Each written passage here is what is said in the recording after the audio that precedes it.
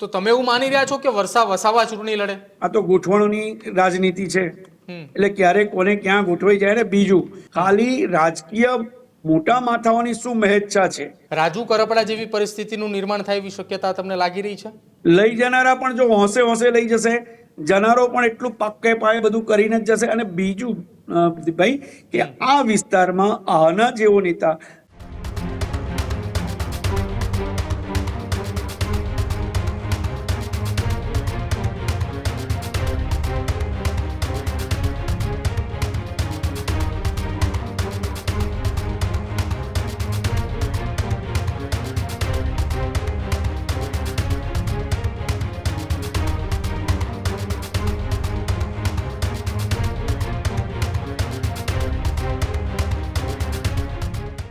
અચ્છા, તમે સાંસદની વાત કરી, ધારાસભ્ય પદ તરીકે તમે એમના પરિવારની વાત કરી, તો અત્યારે એમના પરિવાર પાસે એકમાત્ર ઓપ્શન અથવા એકમાત્ર વ્યક્તિત્વ કે જે તેમના પત્ની વર્ષા વસાવા છે. શકુંતલા વસાવા તો આ કેસની અંદર સજાની અંદર બંધ છે 7 વર્ષની.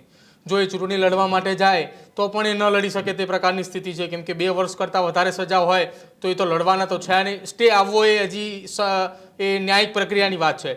તો તમે એવું માની રહ્યા છો કે વસાવા ચૂંટણી લડે? સાહેબ, બધું જ ગોઠવાઈ જાય છે. આ તો ગોઠવણની રાજનીતિ છે, એટલે ક્યારે કોને ક્યાં ગોઠવાઈ જાય ને. બીજું કે હા, સજા થઈ હોય તો પણ સજા દરમિયાન પણ એની કેટલા કેસ છે, કેટલાક ક્રિમિનલ કેસ વાળા લોકસભા વિધાનસભાઓ નથી લડતા હોય છે, અને બધાના બધે જ રસ્તા નીકળી જતા હોય છે.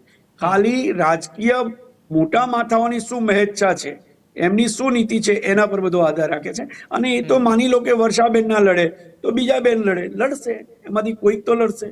પણ બધો જ ચક્ર ફરી ફરીને કેન્દ્ર બિંદુ ક્યાં આવે છે? ભારતીય જનતા પાર્ટી અને આપ. ચૈતર ક્યાં છે એના પર કેન્દ્રિત થાય છે. અચ્છા, ખટરાગ જો દૂર નહીં થાય, ભૂતકાળની અંદર અનેક ખટરાગો હતા. આપણે કહ્યું કે રાગદ્વેષની જ રાજનીતિની અંદર ઘટનાઓ બનતી હોય છે, જેના કારણે કોઈક ઉપર જાય તો નીચેવાળાને દુઃખ લાગે, નીચેવાળાઓ ક્યાંક ઉપર જાય તો ઉપરવાળાને નીચે આવવું પડે, એટલા માટે દુઃખ લાગે.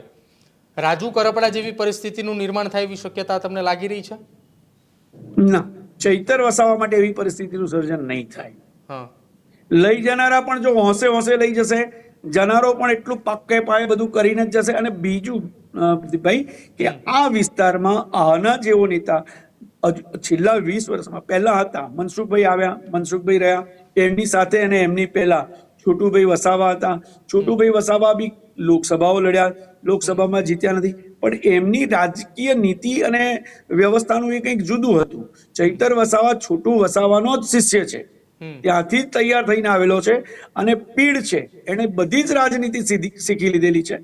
એટલે તમે જે પ્રશ્ન કરો છો, તો હું એવું માનું છું કે ભાઈ આદિવાસી પટ્ટીની રાજનીતિમાં ચૈતર વસાવા દીર્ઘકાલીન સુધી સ્થાપિત રહેશે એવું સ્પષ્ટ થઈ રહ્યું છે. અચ્છા, જામીન અથવા જેલની બહાર આવવાની પ્રોસેસ કેટલી લાંબી જોઈ રહ્યા છો તમે? 6-8 મહિના, કે પછી એનાથી વધારે, કે પછી એનાથી કોઈ ટૂંકો ગાળો? 6-8 મહિના પહેલા આવી જવું જોઈએ.